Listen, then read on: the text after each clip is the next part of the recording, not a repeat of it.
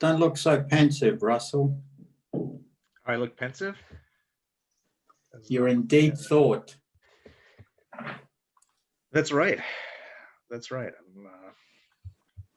I'm thinking about this meeting.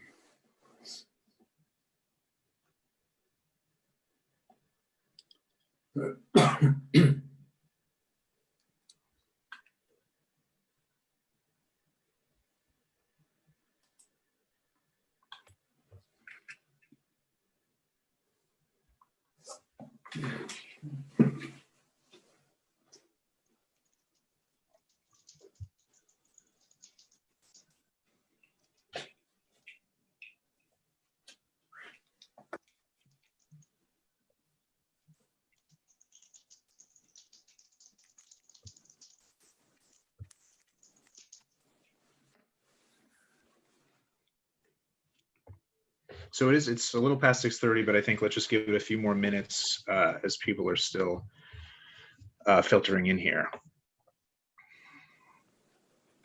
Sounds great.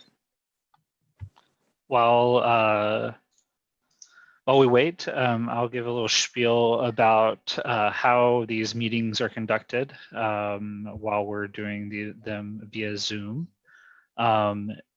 For a few people I see that I don't think I've seen at our meetings before, we have everybody muted, and you are not able to unmute yourself. The way that you'll get the attention of Russell and Cause, the co-chairs, whenever it comes time for open questions and open dialogue, is you'll use the raise hand feature that you can find as you open the participants menu on your screen. The participants menu will usually be at the bottom of your screen. Look like two little people standing next to each other, and the number will fluctuate. But right now, that number next to it says number 18.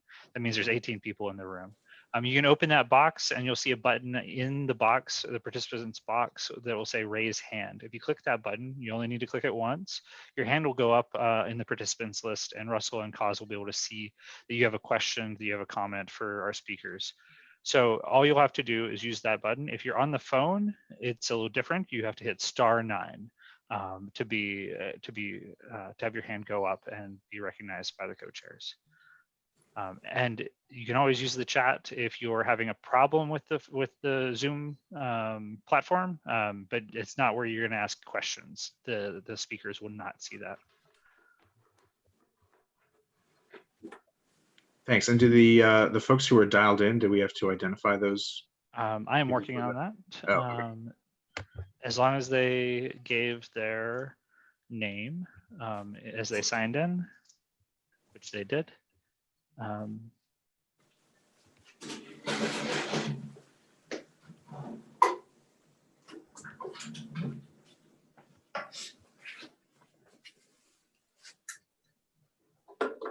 Okay, I see we have Jenna here from Councilman Powers' office. Is the councilman going to be joining us?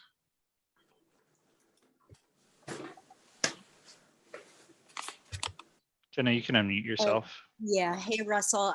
Yeah, Keith should be on very shortly. Okay. Great. Let's just give him a few minutes here.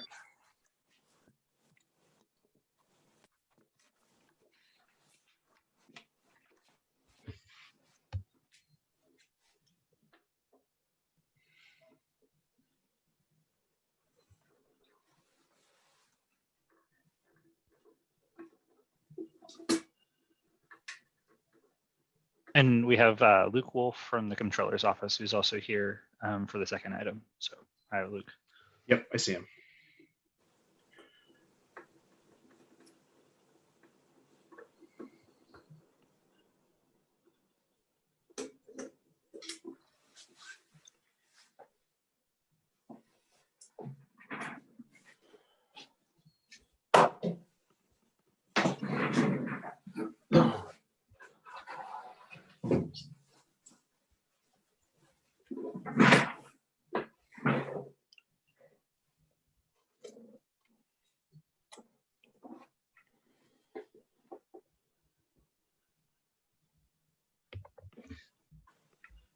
All right, well, what do you think, Kaz? Should we just start with the second item? We can just reverse the two. Yeah, we can. Okay. Get it over and done with. Let's do that. So, so Luke, we'll start with you. And thank you very much for coming. Thanks to everybody for coming to this meeting. And we have Luke Wolf from Comptroller Scott Stringer's office. And the reason we have him here today is that Comptroller Stringer had sent a joint letter with Congressman Adriano Espaillat to the Department of Sanitation and also the Department of Health related to street sanitation and issues that we've been having there. And in particular, I think it mentioned a number of items, but I think one of the areas that people are most focused on is the rat problem and ways to abate that. So, Luke, if you could just start out by just sort of telling us what the items were that were outlined in that letter and what those proposals were, I think that would be helpful. And then we'll have some questions for you. Definitely. Thank you, Russell, and for having me. My name is Luke Wolf. I'm filling in for Mike Stinson tonight, who many of you know. And like you said, this letter kind of came out of a lot of feedback and complaints we were getting from communities across the city about trash pickup and rats, and especially during the pandemic, when people are spending more time at home, we saw in a number of neighborhoods sanitation go up as services were being cut. And so in response to that, we sent this letter proposing a number of recommendations, but also asking a few questions of the department and hoping that they would be able to get a little more creative and think a little bit more outside the box with some of their solutions, knowing that especially at a time of tight budget, that's when you need to really push the envelope in your thinking and hopefully be able to maintain some of those quality of life, even though maybe the pickups wouldn't be as regular. So our first recommendation was really about giving businesses and bids more flexibility. So one of the things that we were hearing was that businesses wanted to put trash cans in front of their stores or bids to put out more trash cans, but they did not want to get fined by the Department of Sanitation. So providing more flexibility for businesses to kind of take that on themselves.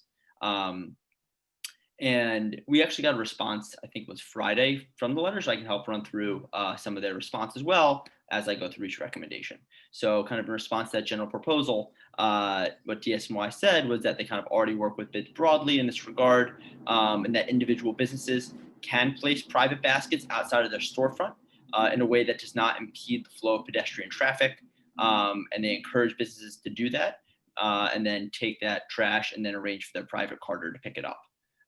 They also said that businesses can do an adopt a basket program where they are given trash liners and they can kind of manage that basket for them, or sponsor a basket, which means that they could pay to have their bin upgraded from the wire one to a higher grade or higher quality one. So those are kind of the options that they laid out. They didn't specifically, I don't think, address the fines issue, but said that it seemed like they were willing to work with businesses, and there are a few options that businesses can put to have trash outside of their storefronts or fronts, as long as it doesn't block traffic, which we also know is a concern, especially with a generally crowded streetscape area. So the second proposal was about the Clean Curbs program. So what that does, it was supposed to be a pilot program launched earlier this year. In March, it was announced, and it allows bids to apply for the opportunity to have sealed on-street containers for their trash and recycling storage, which will therefore reduce the need to set out garbage bags and recyclables on the sidewalk. So it would be a contained area that your bids ideally would manage, and then put the trash and recyclables in instead of leaving them on the street. And that's something we think would be an overall positive reform, especially freeing up a lot of that sidewalk space and hopefully helping with the rat issue as well. Basically, their response was, we plan to move forward with this pilot. They did not end up taking applications initially because COVID got in the way, but hoping to resume doing that later this month. So they had not begun that pilot program, but we're going to keep pushing them because we think it's overall a positive reform to be taken. The third was about city parks, and specifically the big belly cans, which have now popped up in a few parks. They can hold 5 times as much trash as a standard litter basket. They have built-in sensors that notify personnel when they are full, and they can be opened by foot. So we asked DSNY, have you examined the possibility of deploying more of these kind of smart cans in commercial corridors? And what they said was that they require a higher level of maintenance, but that they would make sense in certain places which can have that higher level of maintenance, like bids or parks. And that's kind of where we were pushing them to go. So not on every street corner might not initially make sense, but on places where, like at the parks department or the bids would be able to service them regularly, it might make a lot more sense in those dense areas as well. And hopefully that would take some pressure off. You also know exactly when it needs to be picked up because of those built-in sensors. And then the last point we made was on rat sightings, which we saw increase dramatically, especially at the start of the crisis, and just asked generally, what are their strategies to help mitigate this rat problem moving forward? And they kind of presented some other data, which said that year over year, the rat problem is not as severe. That didn't really match the anecdotal evidence that we were kind of collecting, but that was their evidence. And they said that DOHMH and DSNY are going to continue to work on the problem, but did not really come back with any new solutions or programs or plans to do so. So that's just kind of a broad overview of what we laid out and some of the responses. I'll put the letter in the chat now, so you can also read in more detail, but happy to take any other questions and anything I can't answer now. I'll be happy to bring back and hopefully come back with some more detailed answers. So I just have one clarification Yes. question, which is, what are the statistics that the Department of Sanitation collects regarding rats? I mean, it seems like a tough thing to qualify statistically or quantify. So I'm just curious what they're referring to. Sure. Let me pull that up. So the statistics that they sent, it seems to be number of sightings, and I'm not sure exactly where they get that data from, but they just have a number of sightings number and then a % change year over year. So I'm not totally sure of the method behind that, but can hopefully find out some more. Okay. Yeah. I mean, it seems to me like I would imagine there are a lot of sightings that go unreported, probably even most sightings. I would think. I see that there's an individual, Nelson, who's raising her hand. And we would just ask that you raise your hand in the Zoom. I mean, we'll call on you now, but just for future, don't just wait for us to see your hand on the camera. If you can raise your hand in Zoom, that makes it easier for us. I was just, because I'm on a block association on East 80th Street, we call in rat sightings and we ask the DOH to bait in our catch basins. And so there are people who call at rat sightings, and we do it sort of regularly, though we haven't done it recently. But maybe other block associations do that. I don't know how else to, but I'm one that does. Got it. And do you mind, can I just ask you, have you seen your reports go up and your sightings go up recently? No. Okay.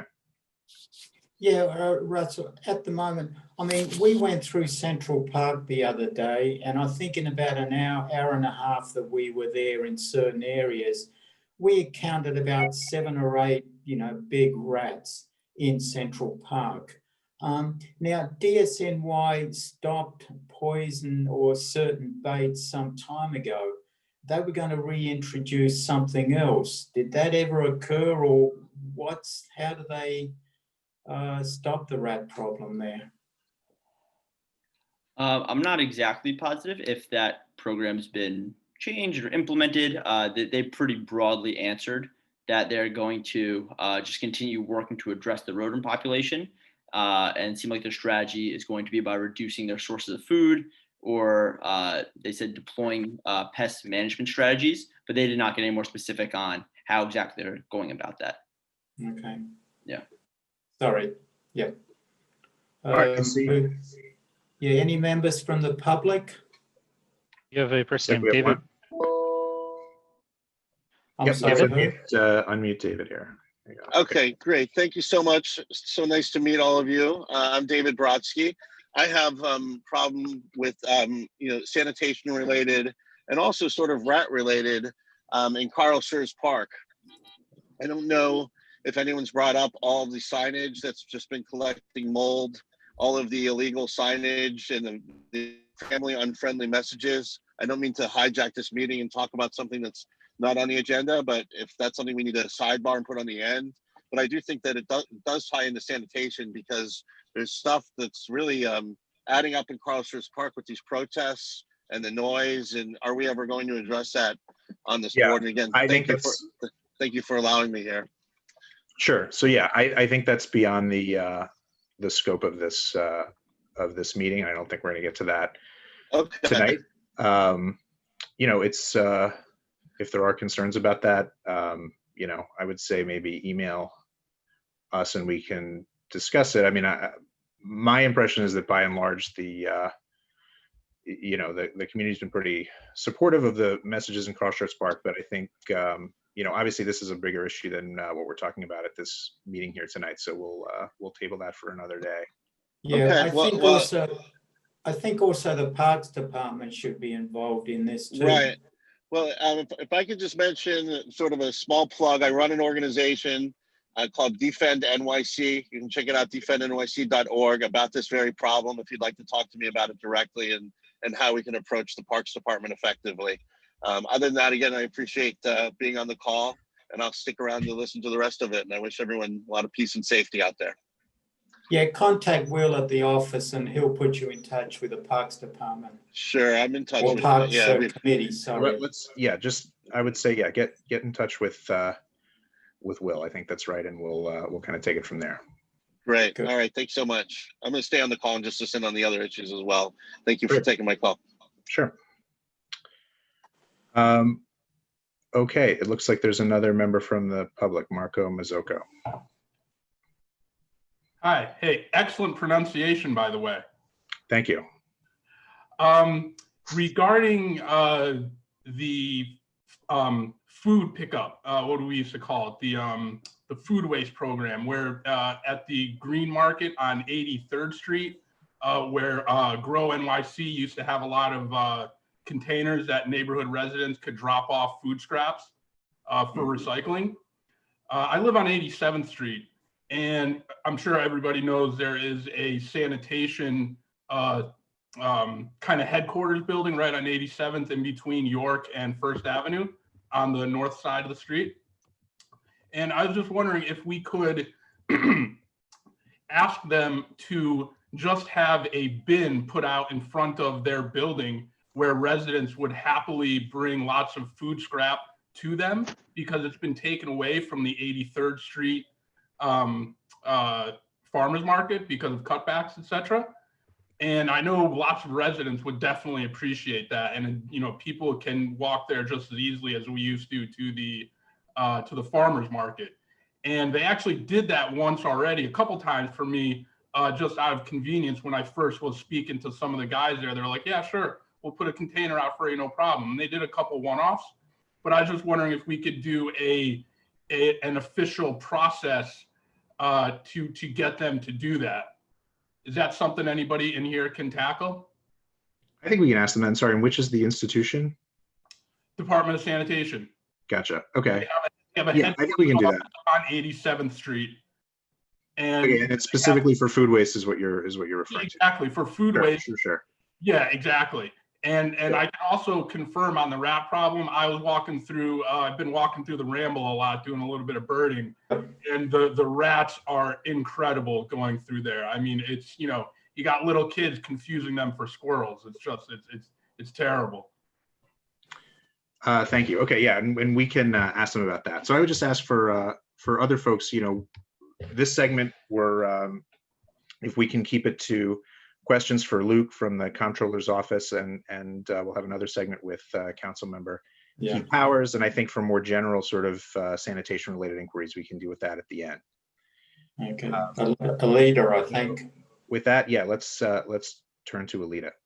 Yeah, so I joined a couple minutes late, and I'm not really sure how to deal with the rat problem, but it makes no sense that the rats would have been diminished over the last year when the city has cut back so significantly on the rat patrol. In fact, Carnegie Hall Neighbors offered a link to a city program on how to look for rats yourself and deal with that yourself as a city resident, rather than having the city agencies deal with it. So I just don't understand how anyone could say that the rats might have been, it might be less of a problem than they have been in the past, because there's nothing to counteract them. And I don't know what the answer is. So anyway, I guess it's kind of a question, kind of not a question, which is, what other alternatives are there for the city? And I also understand that the organics program, which was eliminated in the initial round of budget cuts, is being reinstated to a degree. Is that possible to address that? Thank you, Russell, and thank you, Kaz. Sure, and I do think Councilman Powers will talk about organics in a little bit. But Luke, if you want to, yeah, I can try to touch on the first part. I think we agree that our kind of experience and kind of the input we were getting from community and just my personal walk around the street would reflect that the rat problem has not gone down. I'm not exactly sure how they get a full census of the rat population, but I don't. We sent the letter saying the rat population went up and their numbers reflected otherwise. I'm not really exactly sure kind of where that disconnect is, but I agree with you there. In terms of next steps, I think that the first step is trying to get as many pickups restored, and especially in those commercial corridors, as possible. So that's something that we advocated for. And I think it was 2-3 weeks ago now, the mayor said there was going to be restored service in some of those corridors, which is a good first step. So I think that's step one. Also, pushing the city to more heavily embrace that clean curbs pilot, which they said they're going to roll out, is another good step, because that would ultimately move a lot of trash and food waste off of the sidewalk into enclosed containers. So we think that would be another thing to kind of hopefully address the rat population by kind of taking some of what they're looking for and make it a little less accessible for them, and also the benefit of keeping the sidewalks a little bit cleaner. There's a group in Hell's Kitchen called CheckPeds, which is forming their own little pilot around that. And I'd be happy to connect you with them and kind of get some of their thinking as well. They're doing some organizing around that. But in general, those are two kind of next steps. One being restoring the service cuts, two being hopefully embracing this bigger pilot program. And as long as you're talking about corridors, I think the intersection wherever there's a subway station, because they live in the subways too. And so I know I see them on Lexington Avenue near the 86th Street. There's a hole in the sidewalk in front of Starbucks, and I've seen them come in and out of that hole. So thank you. All right, let's go to Billy. Good evening, everybody. Luke, I want to ask you, going back to the big belly cans that you were talking about earlier and how neighborhoods should either partner with business improvement districts or parks.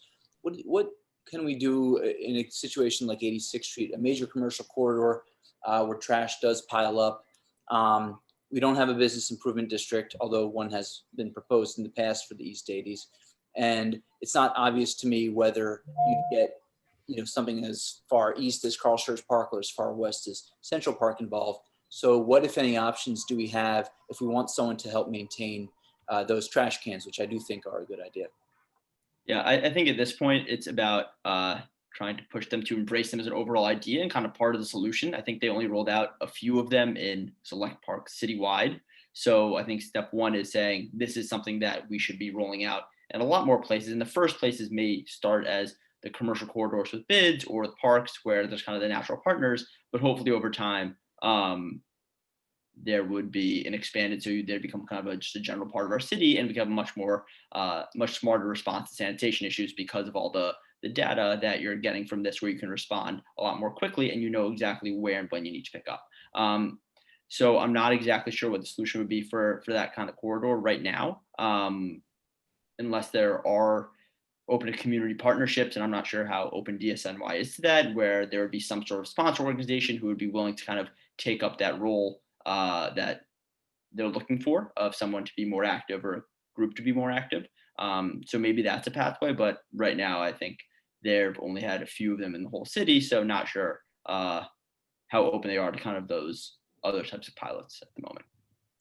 Great. And by the way, I think as a community board, we should really take up something to try to push the city to adopt these big belly trash cans, which I think are really effective, particularly around the 86th Street corridor.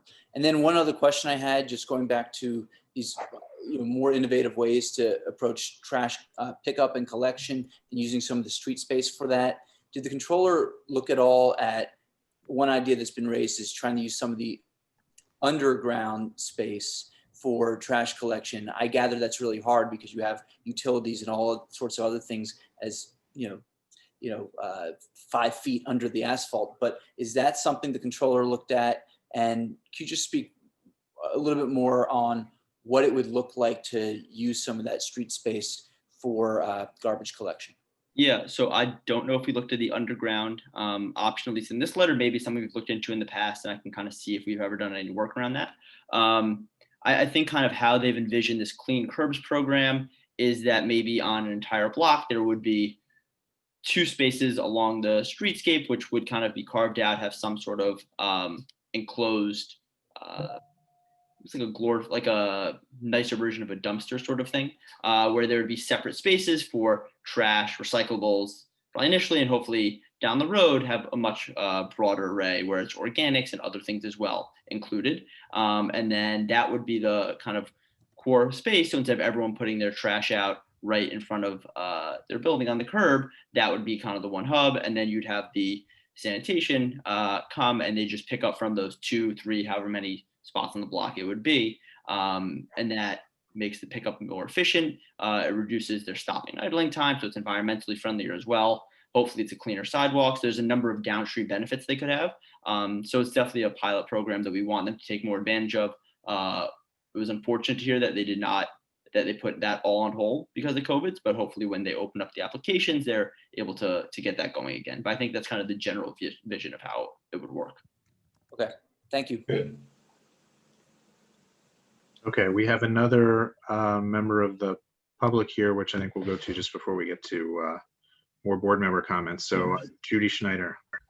Yeah, I'm sorry that I joined late. I just have a question for Luke. The big bellies are great. I've had a little experience with them, except for they're extremely costly. Is there any chance that there would be any money put in the budget for these, to get these? Because I know bids have used them. Some of the park associations where they've had money have paid for them. But to have them on corners without somebody funding it is not realistic because they're so expensive. Yeah. So I think that's definitely a very good point. I think in theory they might be able to be funded out of like a longer term capital budget, and then the operating budget on a year by year basis would be reduced because of their smart capabilities and because of the benefits that come downstream from them. So I think in theory, while it might be a bigger initial outlay, hopefully over time it would be a money saving maneuver because of the features they're able to provide. But I'm not exactly sure, of course, right now in this budget, how that would work. But generally, if you're able to fund them out of the capital budget and then have reduce the operating budget, would be the general thought process. Thank you. All right, let's go to Marco. Marco Tamayo. Thank you. I thought it was the other Marco. I think the rat problems is not only for one person or one organization, one city council. The problem of rats is for everybody. Everybody has to be involved in that, especially in the enforcement, how to mitigate the rat population in our district. I'm going to mention three major points that I testify that actually it happened right now in our community. The first one is here to put the small business outside the decks, so the customer use that space and they do business. And I remember very well the layout from DOT clearly shows that there shouldn't be no deck on the street. Why? They have two reasons. One of the reasons that mentioned DOT is because when you put a wood deck on the road, the problem is you impede the rainwater to run, and that's a good idea. But at the same time, the other problem that creates is a beautiful place for nesting of the rats, because once they close the business, the rats nest under that, and seeing that some of them, they are going inside of those places. The second part is the peat trees. If you walk in the neighborhood, you see a lot of holes, and the holes where the rats are infested, and they actually grow in those places. And the other day I see on one of the buildings, they tried to put a metal mesh on the top of the tree pit because there are no trees anymore. So the third issue that I am raising right here is on 81st Street, at the end of the 81st Street, with the end of the FDR Selby Road finished, right there is a retention wall. And the retention wall is a beautiful place for nesting. If you want to see that, you just go to 81st Street, going to the promenade, and look down, the rats are plenty. Why? Because the retention wall have so many holes that, first of all, the holes, they shouldn't be so big, so the rat nest. So, what should be is small drains for the water that needs the retention walls. So if nobody do take actions, drastic actions in those places, so we cannot keep infested of rats. And this is a major problem. I remember, I think one of the worst experiences in the community work that I have is one day I came for walking with many community members on 3rd Avenue. And then when I turned on 81st Street down to the east, and the middle of the block, while I was walking, I stepped on the rat, because the rat at the same time crossed the sidewalk. So the issue of the rats are extremely serious in our community, and we need to take action to, especially the buildings, to comply with the conditions of the sidewalk, with the condition of the halls of the buildings, the condition of the peat trees, the FDR nesting. This is a huge nesting. I'm going to describe what I saw. One day I saw, I think it was a female rat that was running. And probably the male rats were coming behind like a 10 or 20 behind her, and she was running all over the place. And I called 311, but no actions. And the biggest problem is we need to take action. It means I understand it's beautiful to have laws, it's beautiful to have some enforcement, but the problem is we have to take action right away, immediately action. This cannot continue like that. This is one of the major problems in our community. And we have to figure it out, who is responsible or how to enforce better. And I think I appreciate that finally this committee take action in that part and deeply. And I hope that we can have meetings in order to figure it out, the locations, and take action in that. Thank you. Thanks, Marco, Mike. can I just ask, when you were talking about the wooden platforms before, is that related to outdoor Yes. dining? Like those are the platforms that they're putting the tables and stuff on? Yes, Yeah. because usually, first of all, when they put the deck, they put some 2x4s, and the 2x4s never match precisely with the curb, with the concrete curb. So there is a holes over there. The rats go easily over there. And just wait until it passes a little bit more time. It will be very well organized and beautiful nesting for rats. And that's, we have to take action. And I think DOT was very smart. Do not recommend decks on the road. It's just saying you have to put a plywood just only for the handicap access to the road, no a deck. But many people, they start doing, almost everybody, they're doing this deck, which is, I think it's good because it makes a flat the sidewalk with the road. But it's wrong because the problem is they cannot seal completely. If they seal, they have problems of the rainwater. And so this can stop. It creates a serious trouble for our community. It's good for the development. I strongly support this. Yeah, okay. Yeah, William, I thought there was some time ago that DSNY had a separate, the rat patrol or the rat agency. They used to go out and inspect the neighborhood, help the buildings, and basically do what they could to mitigate the rat problem. I know we had them at the community board 3, 4, 5 years ago. 2 young ladies came, presented, they gave out some bins to people. Do they still have that department or group or whatever they used to call them? Yes, they do. They actually just for Luke. I'm sorry, for Luke. Will, you seem like you were about to. Oh, I mean, they do still have that department.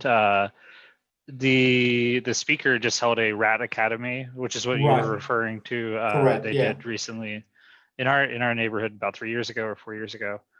So that we could set up another rat academy. They're usually pretty excited to come out and talk about rats. Oh, good. Okay. Maybe that'll be another meeting. Okay, Yeah. thanks. Let's let's discuss it.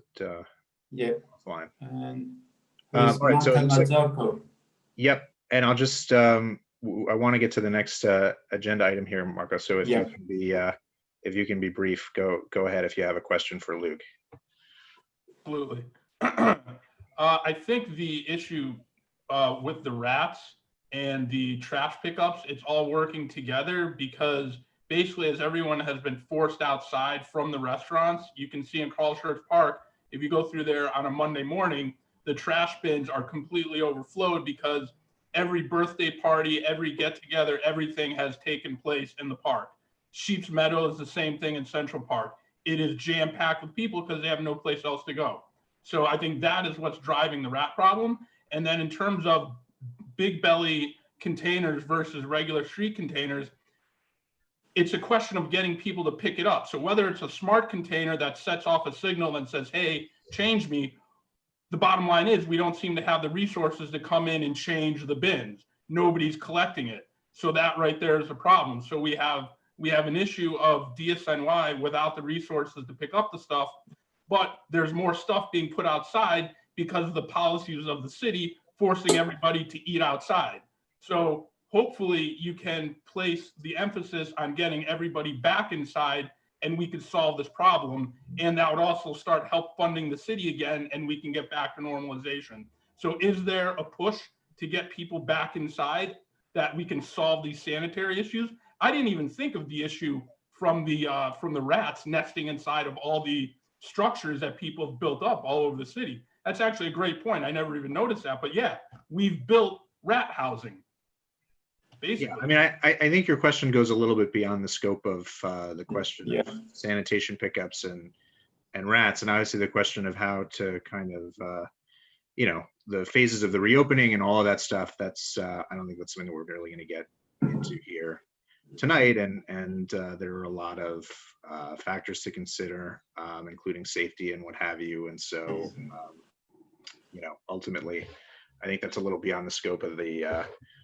No, that's fine. I just hope that Luke is aware of this and can pass that on up the chain, because as a citizen, I mean, it's a health issue, and the more people are outside, the more problematic it is. That's Understood. all. Yeah. Thank you. Yeah, and we hear you. We hear it's an issue, which is why we wrote this letter, and we're going to continue to push on this because we know it is a problem. It's affecting quality of life, and we want to make sure that the city's doing everything they can to address it, which includes increasing pickups, includes getting more creative, and it also includes responding to how people's lives and daily schedules are changing to make sure that the city is responsive to that as well. Cool. Thank you. I appreciate it. Yeah, I've got one other point. Look, the governor has volunteered the state help in helping the sanitation. Can we take him up on it? I mean, I think we should take all the help we can get. I'm not exactly sure what he offered specifically to help with. I don't know if I saw that, but I think we generally are supportive of making sure that we're getting more resources from the state. It's something that we've been continually asking for right now on this issue and a number of other issues. So I'll figure out exactly the type of help you offered, but I think as a city, we need as much help from the state as we can get right now. Yep, thanks. All right, so I think we should turn to the next item on the agenda here, but I just want to say thank you very much, Luke, for coming. This is very helpful. Thanks, and Luke. Informative, and thank you for taking all the questions. So let's turn to Councilmember Keith Powers, and he's here to talk about the CORE Act, but you know, he may have some comments about the sanitation issues also. But first and foremost, I think Councilmember Powers, if you can talk to us about the CORE Act, and thank you very much for being here. Sure. No, thank you. Nice to see everybody, and thank you for giving me some time to talk about one of my favorite bills and an issue that I hold near and dear to my heart. I just want to, before I do anything else, I just want to note, and this is very CB8 specific, we haven't announced this yet, but you know, part of what we get to do in the council is we get a number of different pots of funding. Some are for after-school programs, some are for local programs. We fund a number of the block associations, things like that. But one of the pot we get is actually for cleanup and for sanitation services in the district to help plug the gaps where there might be a need for additional service. In the past, we've done it kind of two ways. One is we've supplemented DSNY service in particular hotspot areas where there might be a real need, like Midtown, other areas where there's like a sort of heavy traffic and there might be a need to add in additional pickup service. And we've also funded trash cans so we could put new trash cans out, bigger ones, more protected, a little more guarded against rats and so forth. This year, we actually decided to change it a little bit. We're actually going to fund a new cleanup service in CB8's area. We're going to give you the details. I didn't want to tell you this until I had all the details, but I figured this is a good group to tell it to. And we want to, when Jenna from my office will get you some details, but we're going to actually coordinate with some of the groups to try to figure out where it's most necessary. So on the east side of it, you'll have Councilman Kalos is funding a group. We'll be funding the other side so that there's somewhat of good comprehensive service being provided, particularly in the residential areas where we get a lot of calls and complaints where maybe a business is leaving trash outside or something like that. Jenna just put her email into the box if you want to email us. Or if you run a neighborhood group, you want to find ways we can try to coordinate. So we'll get you details, but I thought it was a good time for let you know that we put $160,000 of new extra sanitation service into the district, and it's coming quite soon. We just met with the group last week to talk about it. So a little bit of news. Yeah, I was gonna say you're making news here tonight. That's really exciting. Yes, I think I was not supposed to tell you that yet, but news anyway. So I want to talk about the CORE Act. And what is the CORE Act? For starters, it's an act that a bill that I introduced with my council member colleague Antonio Reynoso from Brooklyn, who chairs the sanitation committee in the city council.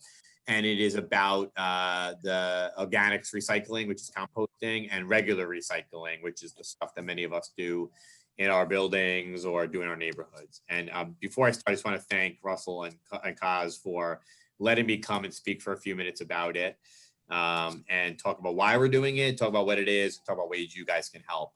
So as everybody knows, we are in deep and dire fiscal conditions right now here in the city. And there was, lots of things getting slashed this year when it comes to services based on the fiscal conditions of the end of the pandemic.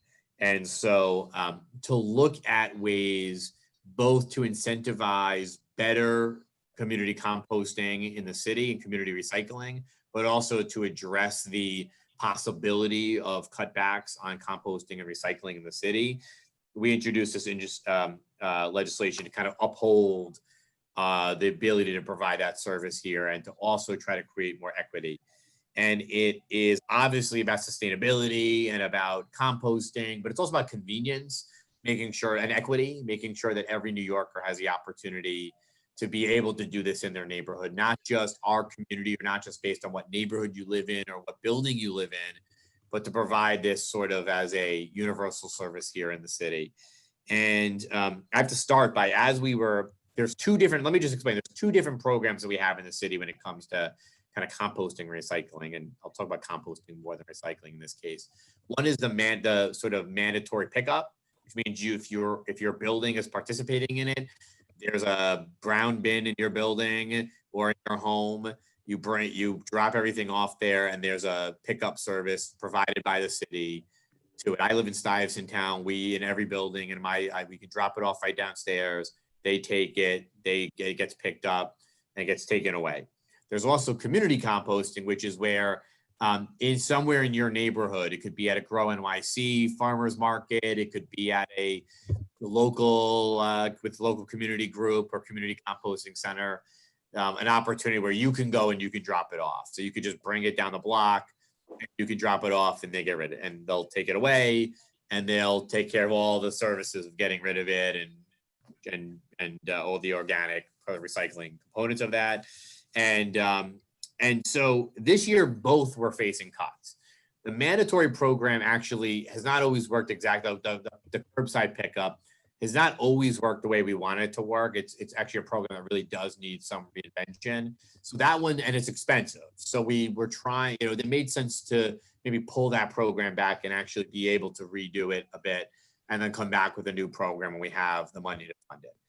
The community composting program, though, for me, is kind of like the last defense against having a composting at all in New York City or not having it. So if you take away your ability to drop it off downstairs, you want to preserve your ability to walk somewhere in your neighborhood and be able to drop it off and be able to still get rid of it. So for instance, where I live, we funded, we have Grow NYC right downstairs. They do a farm market every Sunday. So every Sunday you can walk downstairs, you can bring it down there, drop it, you can collect it in your house, and you can bring it down every Sunday. That was facing cuts. It's a really small program when it comes to how much money it costs, but it makes sure that we can do our sustainability goals here in the city. And if you are a good New Yorker and doing the recycling and composting, that you still have a place to do it. So even as the city was looking at taking away the big program, we wanted to make sure that we kept a small investment of a few $1 million to make sure we can, stay on track with our sustainability goals. That money was also getting wiped out. And I really have to thank myself and a few other colleagues fought to make sure that money would not go anywhere, because it's a really impactful investment for only a few dollars in our total budget. So we did that. And then we also introduced this bill, it's Intro 1942. It requires a minimum of 3 drop-in compost sites in each community district being community board district, meaning that community board 8, community board 6, community board 5, I have a little bit of community board 11, every community board would have to have 3 sites. And that means that you really kind of, no matter where you live, would have probably the ability to go drop something off. So it could be at Carl Schurz Park, it could be at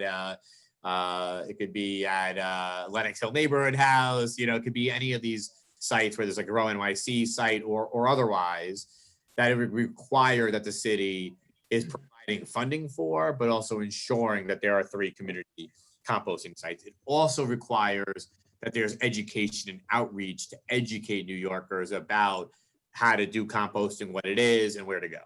Because a lot of folks don't understand how simple it is, don't kind of get grossed out by it, and maybe don't understand like the easy way to do it right in your household. So we would require that beginning actually in June 1st of 2021, the city would be funding and standing up these programs. And why this, let me just tell you why this matters, because I don't want every year have to get in this fight with colleagues who don't believe in it, don't care about it, don't have it in their district, and just want to let it go, which is a lot, more than you would think.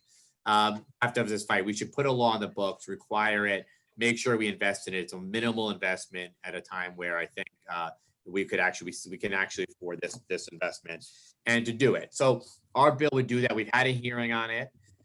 We heard lots of feedback from folks about the importance of it to them and their utilization of it. And really, I think they're kind of like, belief about it. If you take away this program, you have nothing. That we've really, kind of dropped the ball when it comes to our sustainability goals here. This would mean there'd be 177 disposal sites that are either preserved or created in the city. But it also means that places where they don't have it would be required to have it so that we can start educating people in those areas about how to be able to do composting in an easy way.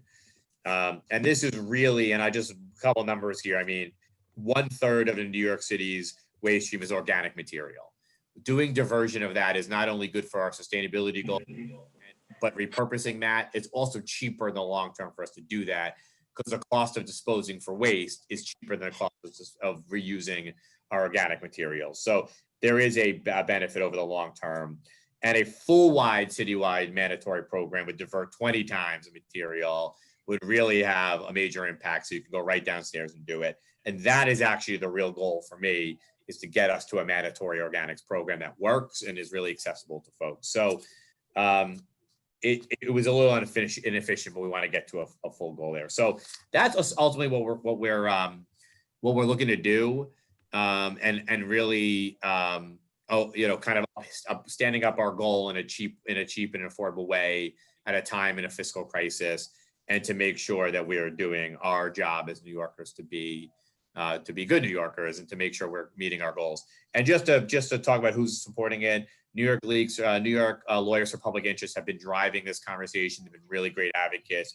New York City Environmental Justice Alliance, the League of Conservation Voters, New York Resources Defense Council, all the solid waste advisory boards, including the one in New York, in Manhattan rather, the Ecology Center and Lower East Side, that is the one that I work with a lot, and all the groups that are doing this work. So I'll keep it at that, just in terms of it. I would say 2 things. We are really starting to move towards really getting a lot of support out for this. We had the hearing on it. We're trying to get it to a vote. So we're trying to sort of amplify the attention to this issue before we get to the next year's budget process. So it's sort of built into the budget coming next year. So, your support here at Community Board 8 would be good as a sort of way to help raise attention to it. Obviously, I'll do my social media to amplify your support of it. We're doing some town halls and some events on it soon. We're really trying to steer folks towards getting this to a vote and getting communities all around the city to say they want it. And so we would love all your support here. And but we're working on it, and we're working with the SNY to work on it. So questions if there are any, and happy to talk through it with people. Thank you. I have a couple of questions. Yes. Well, you know what? No, let's turn over to Elizabeth Rose first, and I'll go at the end. So, Elizabeth. Thanks, Russell. Thanks, council member. I completely agree that heartbroken that this organics program has gone backwards, not forwards. In fact, when in my application to join the community board, I spoke about how much I wanted to push the organics program on the Upper East Side, which I felt, our community has been lagging, if you will. So I greatly appreciate your continuing to push on this issue and to create something that is potentially at least minimally workable.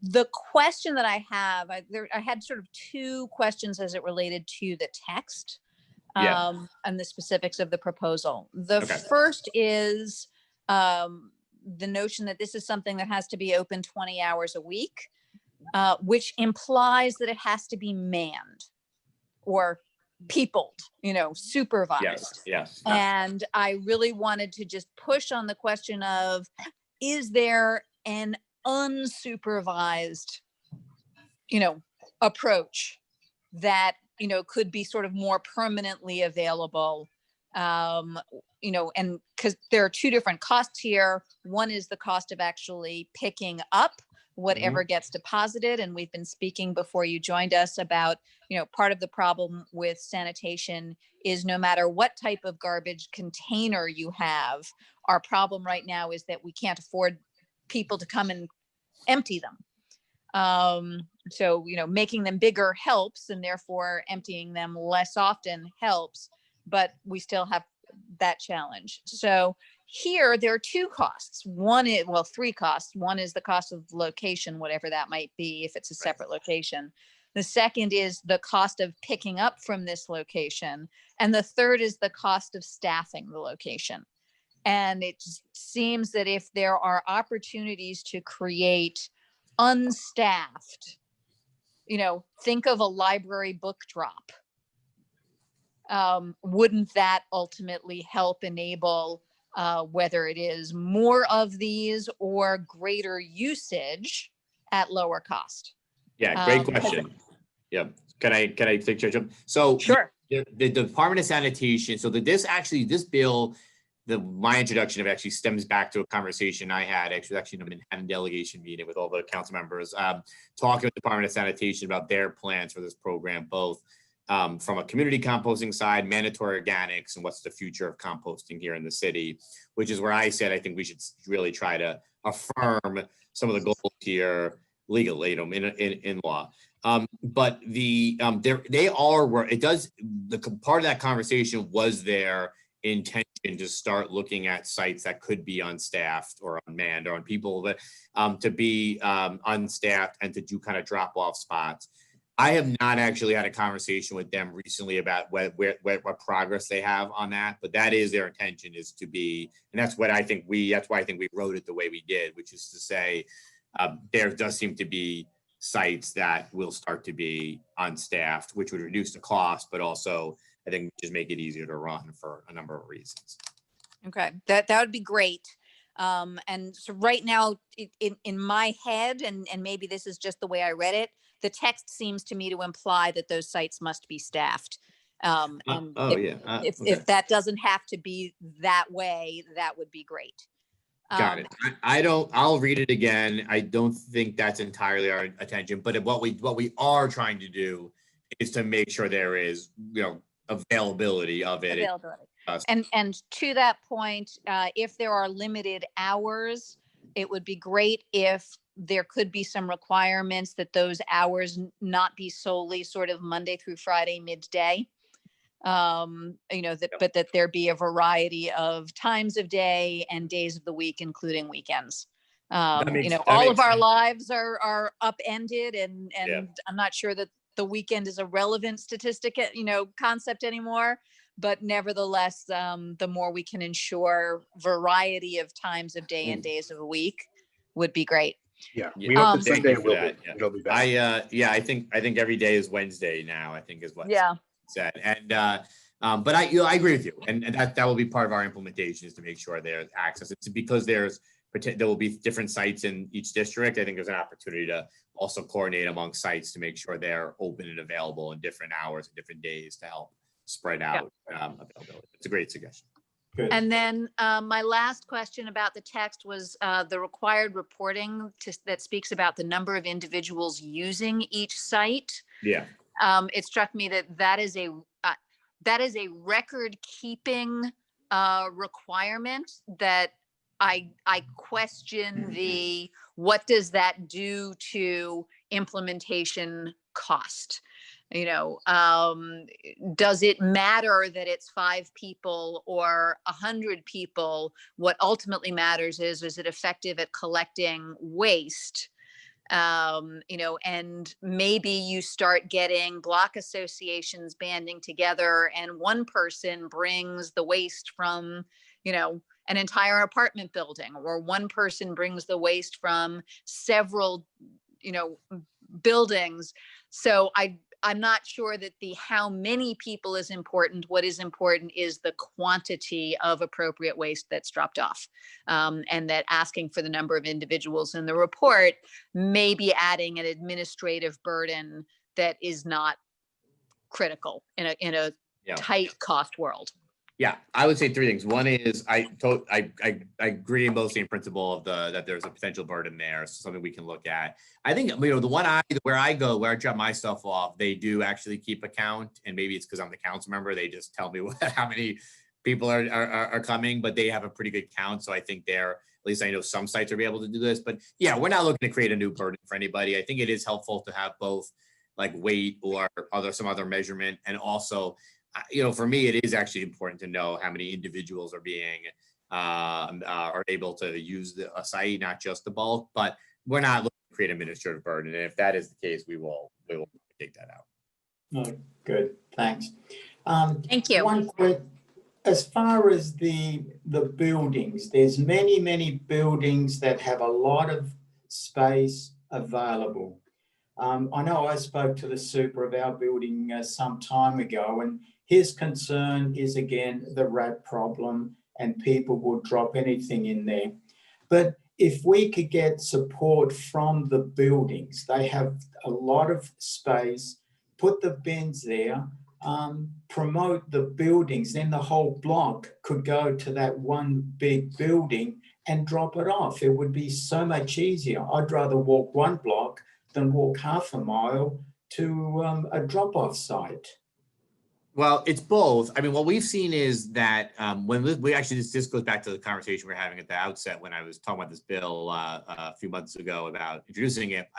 You know, the other option is like this applies on parts of the Upper East Side too, places where, you know, one individual on the block may decide to go get the brown bin and potentially be able, but there's a capacity issue, but be able to allow others to do it. That's some level of coordination that would probably require people knowing each other, or a block association or something like that.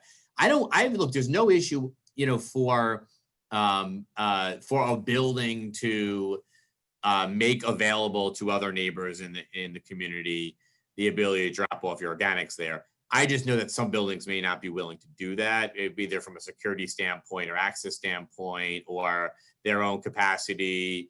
There's a number of reasons why, but also I should say, like, any building, if their curbside program is available in that area, can just get a bin and put it downstairs rather than having to next door. But I don't disagree with you. I think there is a world, and this is maybe a project for, you know, all of us at some point, is to look at ways to better coordinate how folks can find where maybe it's an app one day we'll develop, but where you could find your local drop-off spot, neighbors, or something like that. There is a level of coordination I think is helpful, and I think there's something to that. But I think when we've discussed it, there's some large buildings I think might be a little bit concerned about how they're letting people in like that. But there might be a project in there for all of us. The future. That's right. If there ever is one. So that's another.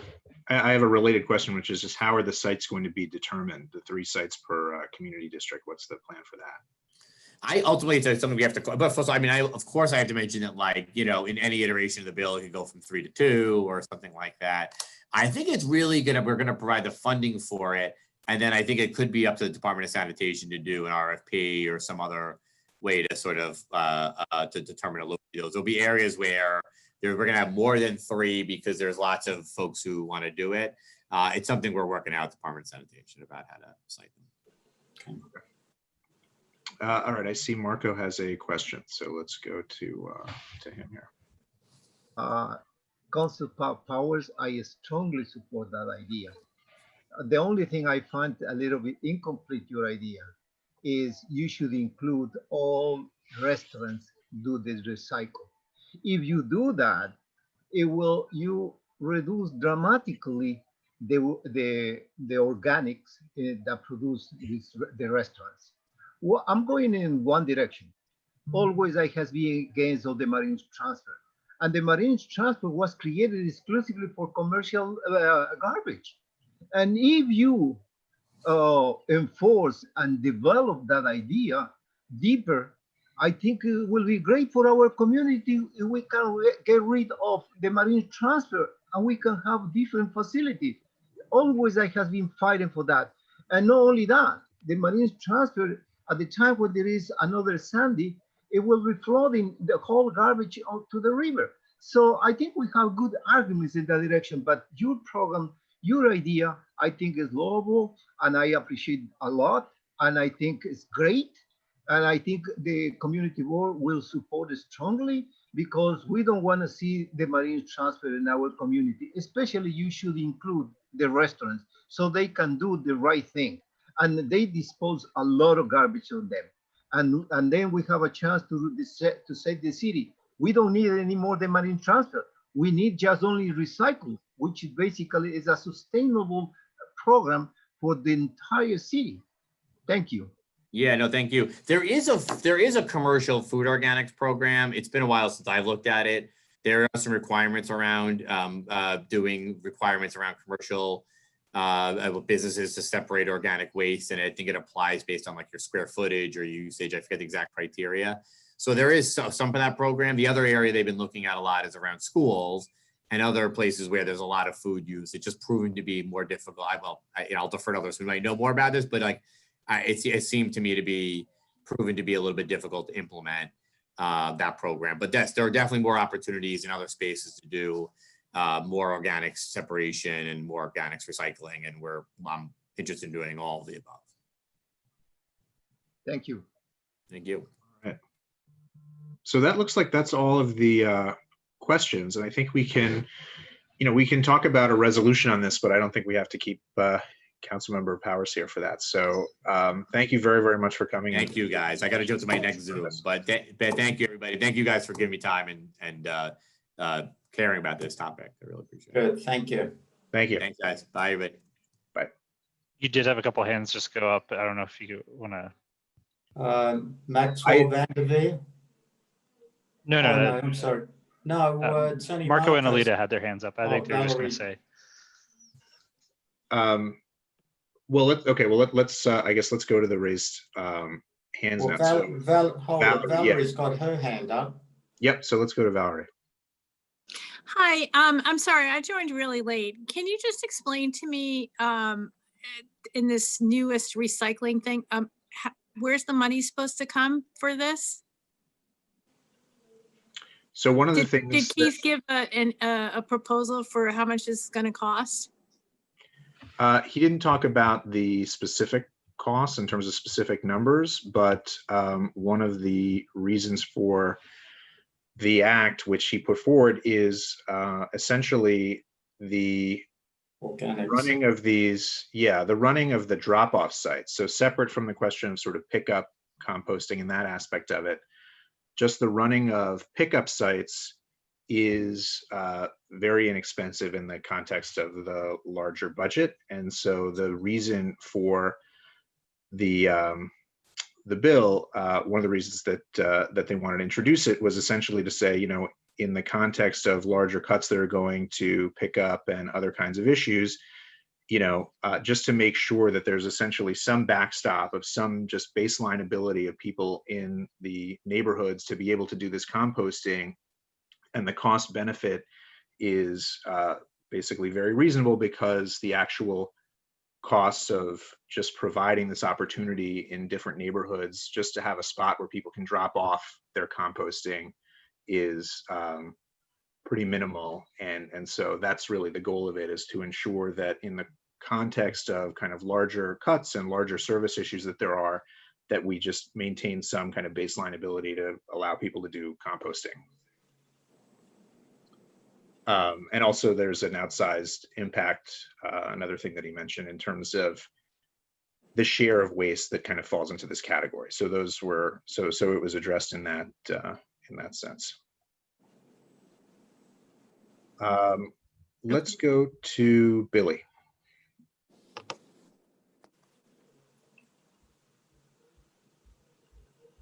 Billy, just unmute. There you go. Thanks. So I had a similar question to Valerie, although I don't imagine the cost is going to be particularly high. I will say, the legislation does talk about establishing these at least 3 sites and locating them in, quote, a geographic area that is easily accessible, including for persons with disabilities and in close proximity to public transportation. Which is all good, but I think we should be mindful, of course, of our community district that we have Roosevelt Island, where if you didn't have one of these centers on Roosevelt Island, for example, I think that would be problematic, both optically and as an actual substantive policy. So I think we should pass a resolution if there's interest in doing so, supporting both of these bills. But I think we should include language that emphasizes the parts of our district where we feel might get shortchanged if we're not specific about where these locations should go. I would add to that, we have a couple NYCHA locations, and I wouldn't want to locate these centers, particularly too far from, say, Holmes and Isaacs or Robbins. But otherwise, I looked at the bill. It seems pretty straightforward. I agree, Valerie. The cost question's a good one, but I'd support doing a resolution if we include some of the language I just suggested. Yeah, with that, Billy, I think we should have a minimum of 3 rather than 3. I think that would be more general, depending on the situation, like you said, with Roosevelt Island, which means that we would have 2 in Manhattan, on the Manhattan main island, which is ridiculous. So I think maybe we should change the wording to a minimum of 3. Yeah, I agree with that completely. And I'm just searching now in the legislation whether there's anything that talks about in consultation with the communities or the community boards, because we could easily identify 3 or more areas, and we shouldn't have the last word. We should defer to the expertise of DSNY. But if we're going to put something in about community consultation, and then again specifically what I mentioned about Roosevelt Island, I think that would make a lot of sense. But I agree with you, more than 3. So yeah, so it sounds to me, and I'll just make this comment before we go to Marco. It sounds like these are basically 3 items that we potentially want to include, which is to say, number 1, we want at least 1 on Roosevelt Island, in addition to having at least 1 on the sort of Manhattan Island side of it. Number 2, we want, more than 3 if possible, if that can be worked into the final version of the bill. And then the third point, I think, is we would request that that DSNY consult with the community board about their proposed locations, because at the end, Keith was saying that that's how they would do it, that it would be sort of like a consultative process, I guess, with the council members and DSNY. And I think it makes sense for us to just put in our own resolution, if we make one, that that we would like a say in it. And I think it's probably beneficial to the city to hear from the community boards about what's useful and what makes sense from us directly. So I think that makes sense to include. Another thing on that, Russell, is no one has mentioned Central Park or any of the parks. So, that would be a great place. That's where people congregate. That would be ideal in all the public parks. So that's, we could include Parks Department in that. Yeah, I mean, I wouldn't want anything going on in the park to count against our. Oh, no, this would be extra. But yeah, and I mean, I imagine there's basically, I think it's sort of a separate issue, but there's probably compost waste or organic waste being generated in parks with people picnicking or whatever, and I think they're going to have to do that also. Yeah. Okay. All right, let's go to Alita here first before we hear from Marco. Go ahead, Alita.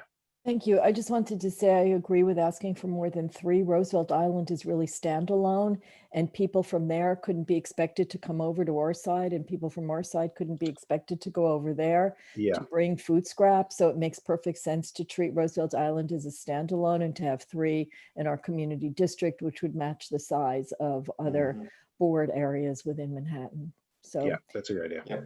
thank you. Also, does anyone know what happens if non-vegetable or non-compostable waste is put into containers? Meat contaminates. I don't know what happens with paper, and that would be a consideration for the park, which we would weigh in on as a board that borders the park.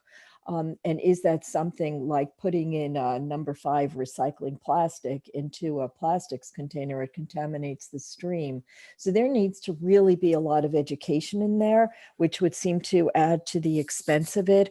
So we need to ensure that the public is fully educated. I don't know. I post those mailings that come from the city on recycling, but that is definitely an expense to have to mail those and produce them. So thank you.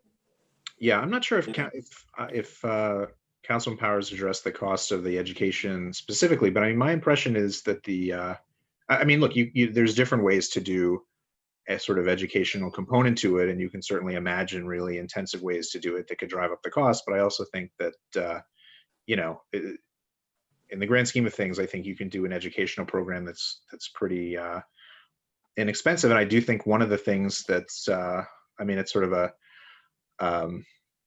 double-edged sword when it comes to composting is not everybody does it. And I think to the extent that folks are going to want to do it, it's not a casual thing. It's going to probably lend itself to people who are sort of more serious about it. And my guess is that there's going to be folks who are wanting to kind of come in and learn a little bit about it before they do it, and will need to learn about it before they do it. So hopefully we can rely a little bit in this context, even more than in others, on people being proactive about kind of informing themselves.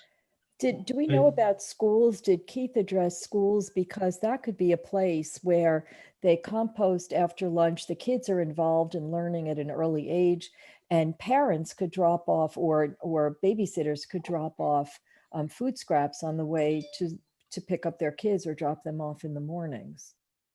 Yeah, I don't think he addressed that specifically, but I mean, I think that's sort of getting into the larger question of what the good sites in the community district would be, I think. And so I think, you know, it may be that those end up being good choices. Well, the other thing we could do is make sure that Councilmember Powers, you know, that we are concerned, and maybe the DOE could be brought into this too. It just seems that it's, you know, they put green roofs or whatever they call them on the roofs to help kids learn about science. They do gardening when they have plots of land or little yards. And so this is a really good way to initiate kids into caring for and about the environment. Yeah, so, teach them young. Yeah. So, and also there's a massive amount of waste produced at school meals when they're there and they're having them. I can't obviously speak for right now, but thank you. I'll stop here. We could include that in the resolution, you know, more than 3 plus, you know, DOE certain locations that have a concentration like schools or parks. We could make that general in the resolution. Yeah. Should we just sort of get a formal resolution proposed here? And maybe that's what Marco's going to do, but I think that would be kind of helpful as we're going through. So let me go to Marco. Thank you. You guessed exactly what I was going to say. I would like to put the motion to support the Keith Powers bills. And if somebody else second, I can continue speaking. All right, let's do the seconds with okay, Alita has seconded, and Billy too, I think so. Okay, so I think pretty much the language has been expressed, everybody. Bill said clearly, Alita said, and Coast mentioned very well the points of recollection. We can just only mention that it should include more points of recollection than the set. So, and pretty much the rest is clear to support the bill. And thank you. Yeah, I agree. I think Good. And I think in terms of the question of, the numbers, I think the way that Alita phrased it is good, to say basically, Roosevelt Island should count separately from the community district. They shouldn't count against R3. They should get their own, irrespective of what the rest of the community district gets. Let's go to Judy Schneider. I don't agree with Kaz about the parks. I think it's great, the schools, because if they're going to do composting, and as Alita said, the kids learn about the environment. I know the schools in our area, that's become important. It would be great, and make it very easy drop-off place for the composting. But in parks, not all our parks in our district have workers in them. And I don't know that they're going to put a worker in a park just to watch the composting bin. We're talking about costs earlier. And a lot goes on in the parks trying to keep them clean. And there, as someone said, Alita maybe, the garbage is not separated, even though we have paper bins and plastic bins in St. Catherine's and so on. The people don't separate. They don't, the composting, I just can't see it working in the parks. I can see it as a very good thing for the schools. And remember, Central Park is not just our district, it's the 5 districts around the park that get to say about what happens in Central Park. So I think for the ease of this resolution, I wouldn't include the parks. No, but this bill concerns the whole New York. It's not only CB8. Yes, but yes, our resolution speaks to CB8.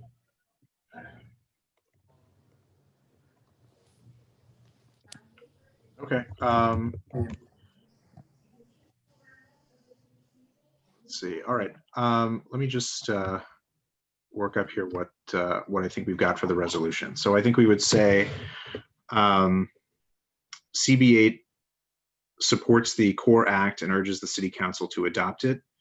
Roosevelt Island should have at least one compost drop-off location, apart from other compost locations in the Manhattan Island portion of the community district. I don't know if there's a better way to refer to the part of CB8 that's not Roosevelt Island, but I think Manhattan Island portion is pretty clear. That we encourage the city to include more than three drop-off locations in each community district, and we ask that,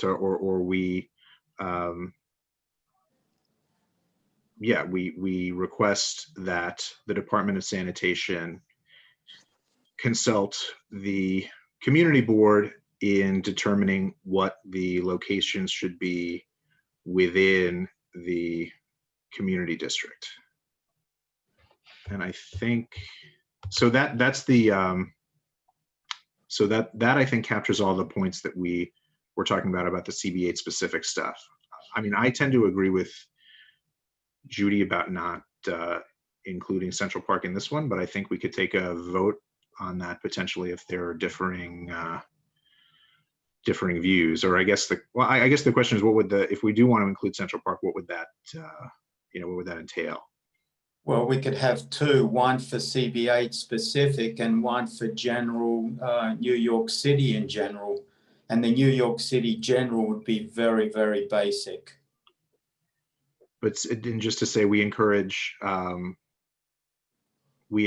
city to also set up composting drop-off locations in Central Park. Well, in parks in general or other areas, or if we could word it specifically to be general rather than specific, that we want them to look at other locations that are not specific to CB8.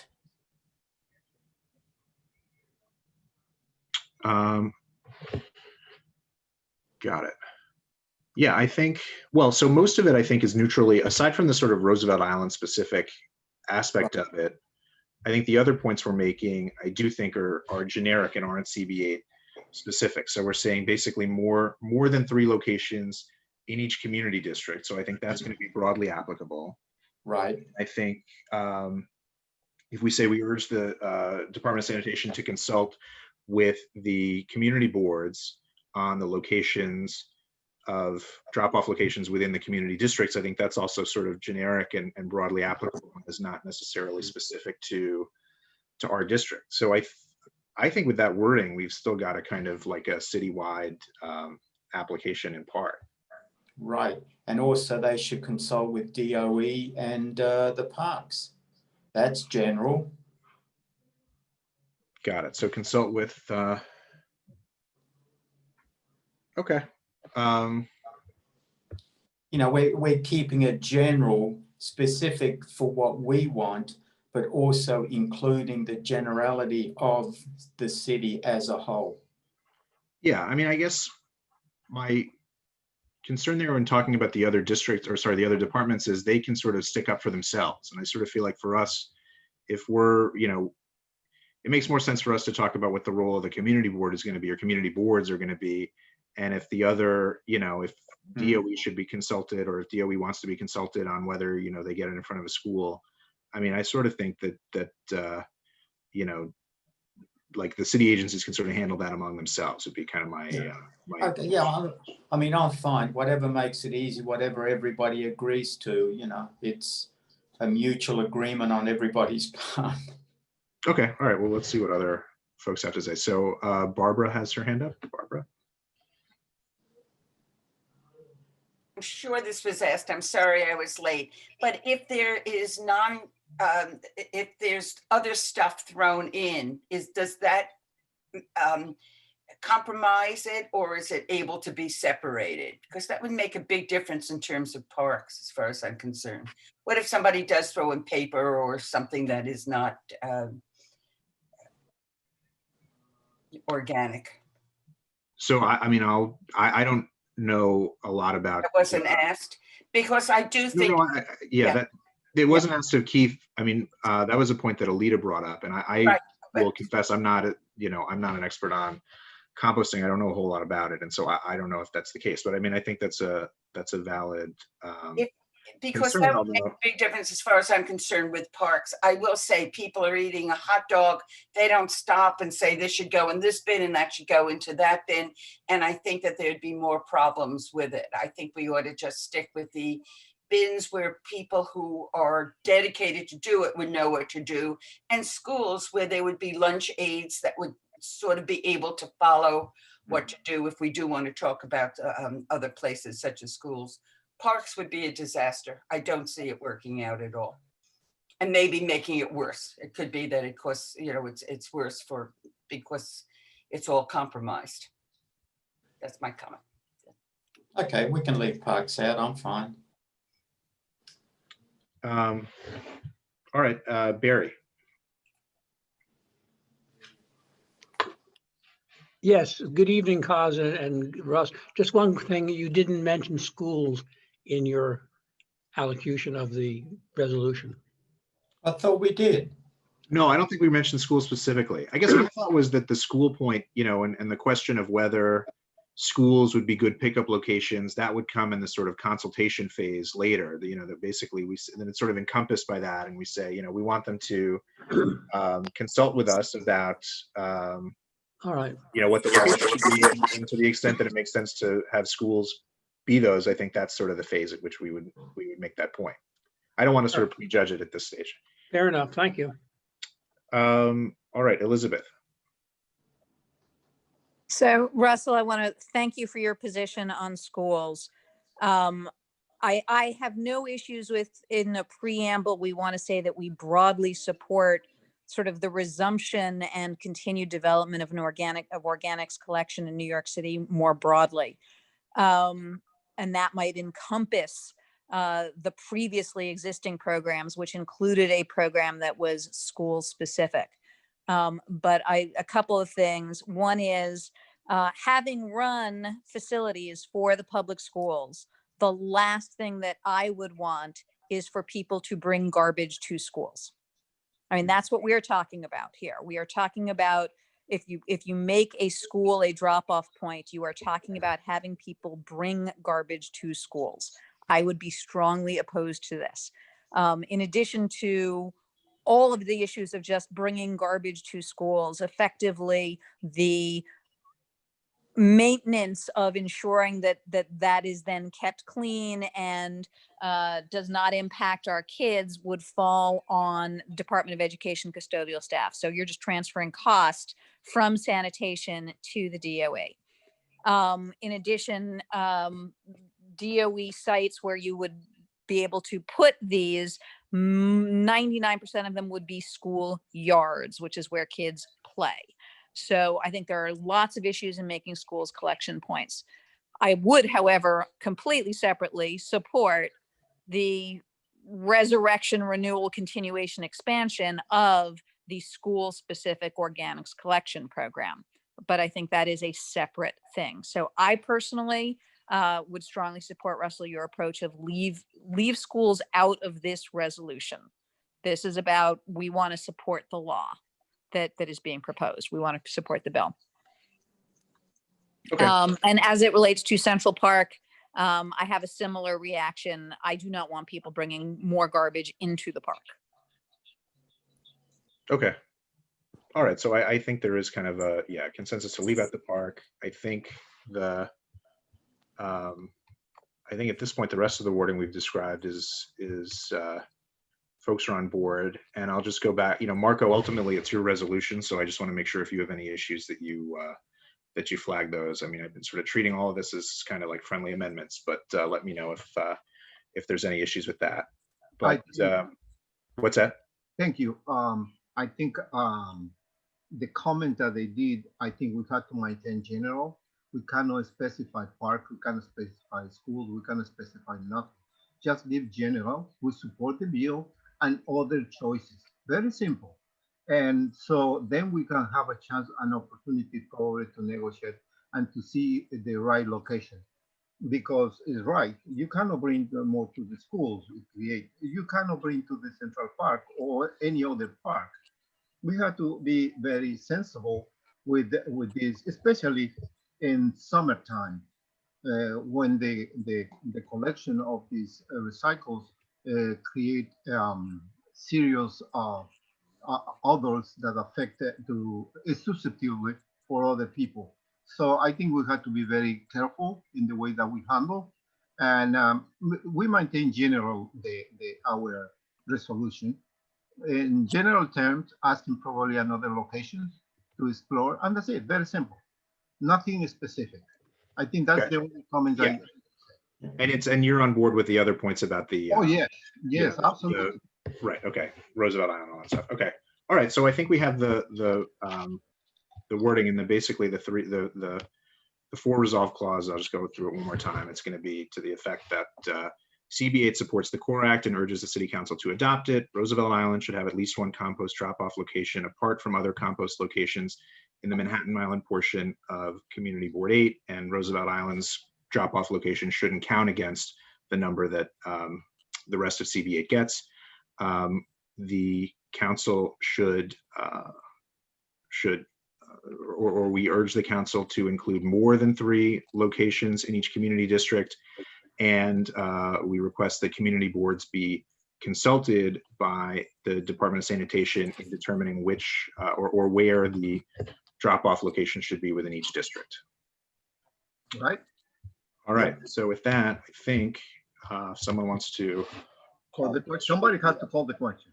Yeah. You want to do that? Can you call the question? All right. Do we have a second? Well, yeah. Barry or Alita's seconded. Okay, we're good. Barry seconded. Okay. All right. So let's vote. And I think the voting procedure is the same, right? So we just anybody who's voting no or abstaining can raise their hands. All right. Valerie.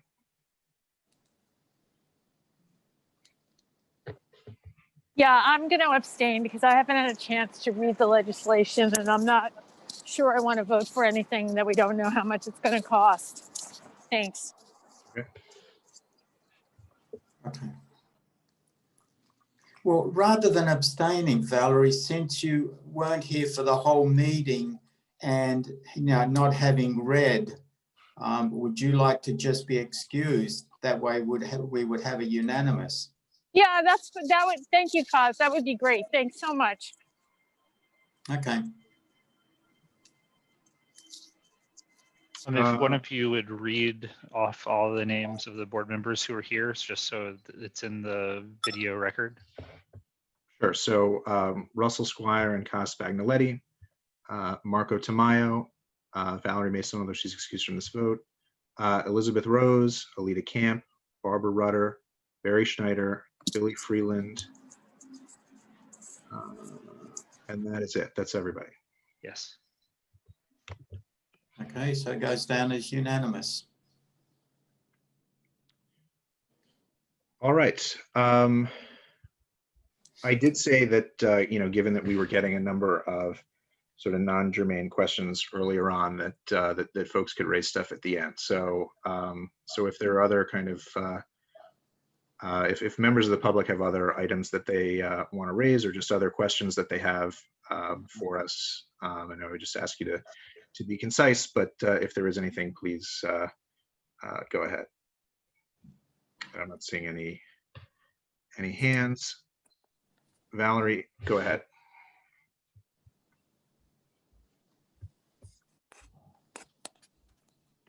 Valerie, you just have to unmute yourself. Sorry about that. I just wanted to raise the point of, and I don't know if this came up before, the problems that we're all having, or at least in my neighborhood, of benches becoming trash receptacles. And I think we need to look at the efficacy of having all these benches and what they're being used for, and whose responsibility it is to keep them clean. And I'd like somebody, we've kind of asked Department of Transportation. They have not really been able to answer that simple question. And I really think it's an important one as the trash cans become overflowing. Okay, and you've seen people who've been leaving garbage on the benches? Yeah, they're just being used. The trash cans are full. People sit there, they just leave their garbage there. I think it's unfair to ask stores to come out and clean these benches, and nobody seems to be responsible for them. And you're not talking about like bus stop benches, you're talking about other benches. No, I'm talking about the benches that the DOT has put along 2nd Avenue. At least those are the ones that I've seen. And they're constantly filled with garbage. Well, that should be a DOT question, wouldn't it? Well, they don't have a cleaning crew. Yeah, I mean, I wonder if it falls within the kind of general rule that the frontage of the building is the responsibility of the business, basically. And yeah, interesting. The rule is essentially that you have to, each business is responsible to keep its own area clean. And if these, in terms of sidewalks, and so if these benches are on the sidewalk, I would think that would include the benches. Well, I don't think they have the responsibility to clean a tree pit. I mean, maybe not a tree pit, but I think a bench that's on the, and I look, frankly, I don't know if they're required to clean a tree pit or not, but I think I don't know, it seems to me like that's a solution also, is just to say that, it's part of the frontage, it's part of the sidewalk. And in the same way that they're cleaning up sidewalk frontage, it may not be garbage that they themselves created, it's a responsibility that they have under the city rules, and they just have to take care of it. Maybe that's an item for Will to find out for us, since I don't think. Yeah, I think let's get to the bottom of what the rule is at least, and not just sort of speculate on it. But yeah, I suspect that that's what it's going to be. Thanks, Will. I'll reach out and try to find out. Don't ask Colleen because she doesn't know. All right, Alita. Thank you. I have an item of new business. I'm not sure that you're there yet, but when you are, will you come back to me, please? Sure. Well, I think all of this is really New business? new business. Yeah. Okay, then I wanted to raise the issue of the air quality at the MTS, which is something that the community board weighed in on a while ago, back pre-COVID. Everything kind of is weird now, but we always asked for it to be measured more than twice a year, which is what I think DEP had said that it would do, and to have more air quality monitoring stations. My concern is very specific to this time, which is if they tested in July when a lot of people were out of the city, there were no buses because nothing was open, kids weren't going to Asphalt Green, people weren't traveling around the city as much, there wasn't as much trash, that those numbers are inaccurate. And we should ask for some better, I guess, denser, more frequent quality of air, again, because there's no floor if we're looking at July as one of the twice a year times that they're monitoring air quality. So I'm just concerned that trucks are still going. There are a lot of questions about whether the other ramp is going to be built and when because of budget issues. But that this is something that they could work with now, especially because asthma is a comorbidity for COVID, and asthma rates in East Harlem in that area are high with the FDR drive. So it's an issue of concern. Yeah, I agree. And I think we'll basically try and take that up next month at the next month's. Oh, okay. Did I miss that? I'm sorry. No, I haven't. I mean, we haven't. I don't think spelled it out. Okay. But yeah, but I agree with you that it's something we should do. So I think that's okay. That's the whole. Besides taking it up next month, should we, as a committee, have a resolution that we encourage the DSNY due to what's been going on for the past 6 months, whether it's a resolution or a letter from the chair? We could, do either. At this stage, a letter from the chair could be beneficial.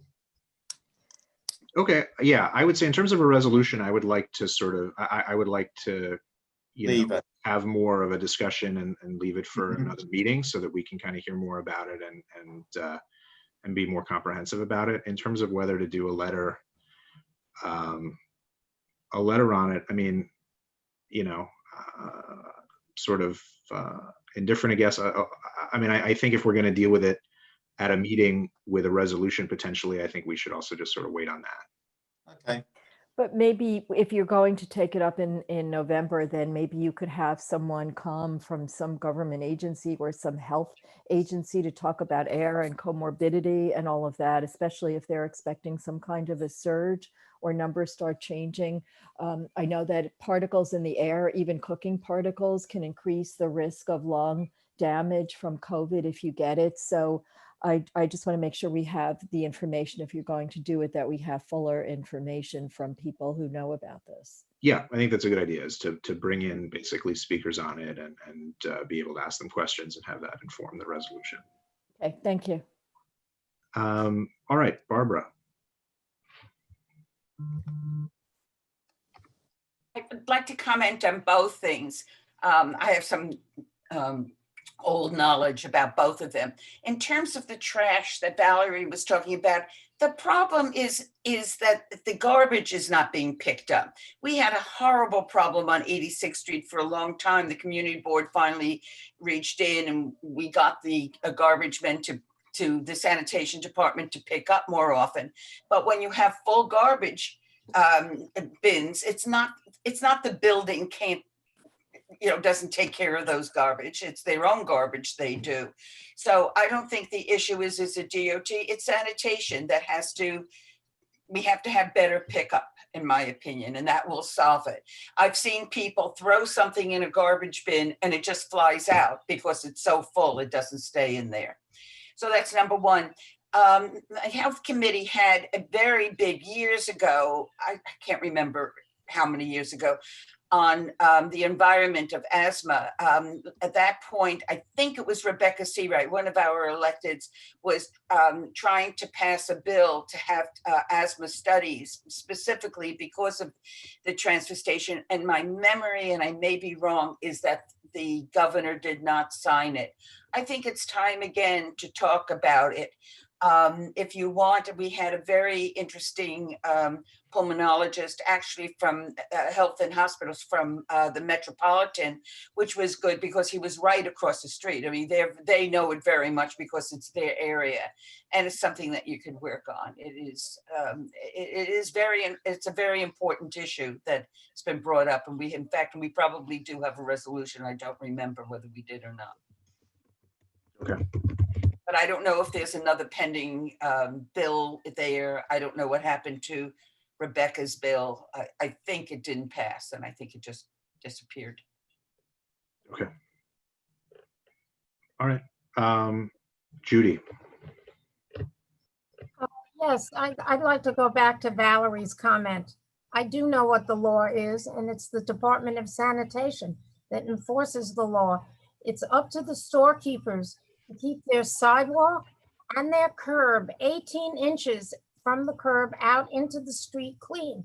That includes if they happen to have a tree bed in front of them that has trash or whatever in it. And if there are no storekeepers, then it's up to the building owners or townhouses or whoever owns that piece of property to keep the property clean. So if we have these benches that Valerie's referring to in front of the Gristides on First Avenue and 65th Street. And very often people do leave stuff there, but I've also seen people from the grocery store come out and pick it up and clean up on a regular basis. So that's what has to happen. And if it isn't happening, then the department, then you should give a complaint to Will about the Department of Sanitation, and he'll take it up with him. By the way, Will, the gentleman that we were talking about, he's still out. I called him today. He's got COVID, and they expected him back this week, and he's not coming back this week. Our sanitation supervisor. I would explain why they didn't respond when we invited them. Okay, Valerie. I just want to say thank you to everybody, but unfortunately, one of the biggest offending benches, I'll just let you know, is in front of the East 72nd Street subway station. And supposedly they're not, and I've spoken to the station and even the DOT, and supposedly MTA has no jurisdiction over that bench and they will not clean it. Just, I don't know if that makes a difference. You can find out, Will, but I just, you know. I also think to a certain extent, given everything else that the store owners have to do, it's kind of unfair to ask them to clean a bench that they didn't ask for. So when they've got a lot of other things going on, but anyway. Yeah. All right, well, that's helpful to know that specific location. We can ask about that specifically. Okay, thank you. In addition to the general question. All right, thanks a lot. And I appreciate everybody's input too. Thanks. Okay, I think. Here. All right, well, that's all in the hands. So I think if there is a motion to adjourn, that would be in order. Motion to adjourn so I can have dinner. Okay. Move to adjourn. Excellent. All right, it's been seconded. No opposition. That's it. Thank you, everybody. Thanks, Russell. Thanks, Will. Yeah, of course. Yeah, thank Bye, you. everyone. Thank you.